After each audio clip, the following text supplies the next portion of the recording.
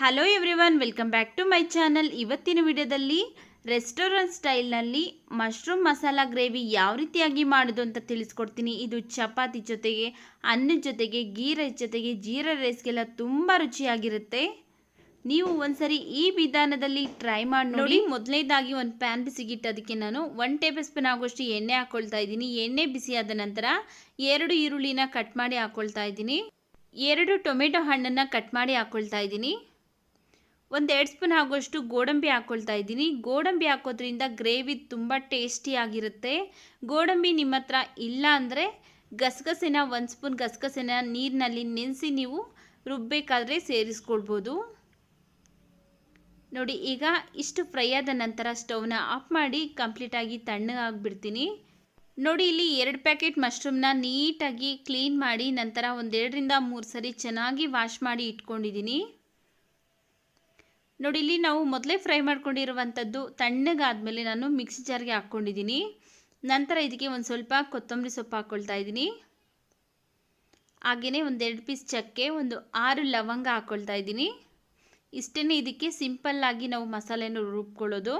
ಒಂದು ಸ್ವಲ್ಪ ನೀರನ್ನು ಹಾಕಿ ನುಣ್ಣಗೆ ಗ್ರೈಂಡ್ ಮಾಡ್ಕೊಳ್ತೀನಿ.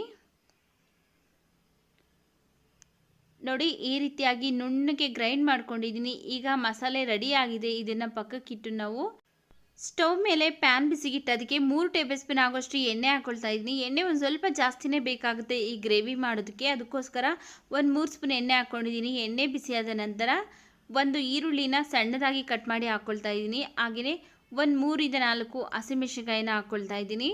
ಹಾಕಿ ಇವಿಷ್ಟನ್ನು ಈಗ ಎಣ್ಣೆಯಲ್ಲೇ ಚೆನ್ನಾಗಿ ಫ್ರೈ ಮಾಡ್ಕೊಳ್ಬೇಕು. ನೋಡಿ, ಇಷ್ಟು ಫ್ರೈ ಆದ ನಂತರ ಇದಕ್ಕೆ 1 ಸ್ಪೂನ್ ಶುಂಠಿ ಬೆಳ್ಳುಳ್ಳಿ ಪೇಸ್ಟ್ ಹಾಕ್ಕೊಳ್ತಾ ಇದ್ದೀನಿ.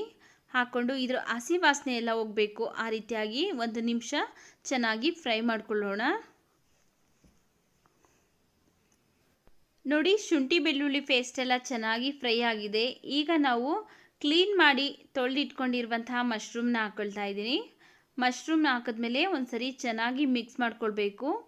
ಮಶ್ರೂಮಲ್ಲಿರುವಂಥ ನೀರಿನಂಶ ಎಲ್ಲ ಚೆನ್ನಾಗಿ ಬಿಟ್ಕೊಳ್ತಾ ಬರಬೇಕು. ಅಲ್ಲಿವರೆಗೂ ಚೆನ್ನಾಗಿ 1-2 ನಿಮಿಷ ಫ್ರೈ ಮಾಡ್ಕೊಳ್ಳೋಣ. ನೋಡಿ, ಈ ರೀತಿಯಾಗಿ 1-2 ನಿಮಿಷ ಆಗಿದೆ. ನೋಡಿ, ಇದರಲ್ಲಿರುವಂಥ ನೀರೆಲ್ಲ ಬಿಟ್ಕೊಳ್ತಾ ಬರ್ತಾ ಇದೆ.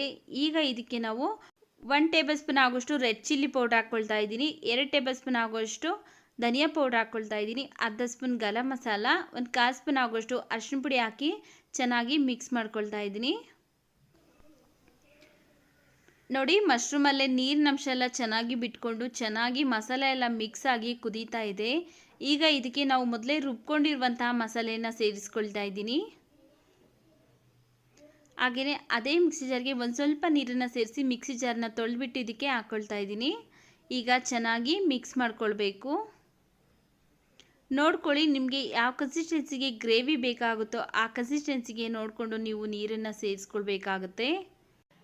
ನೋಡಿ, ಇಲ್ಲಿ ನಾನು ಚಪಾತಿಗೆ ಮಾಡ್ಕೊಳ್ತಾ ಇದ್ದೀನಿ. ಅದರಿಂದ ಮೀಡಿಯಮ್ ಕನ್ಸಿಸ್ಟೆನ್ಸಿಲಿ ಮಾಡ್ಕೊಳ್ತಾ ಇದ್ದೀನಿ. ನಾನು ನೀರನ್ನೆಲ್ಲ ಜಾಸ್ತಿ ಸೇರಿಸ್ಕೊಳ್ತಾ ಇಲ್ಲ. ನೋಡಿ, ಈ ಕನ್ಸಿಸ್ಟೆನ್ಸಿಲಿದ್ದರೆ ಸಾಕಾಗುತ್ತೆ.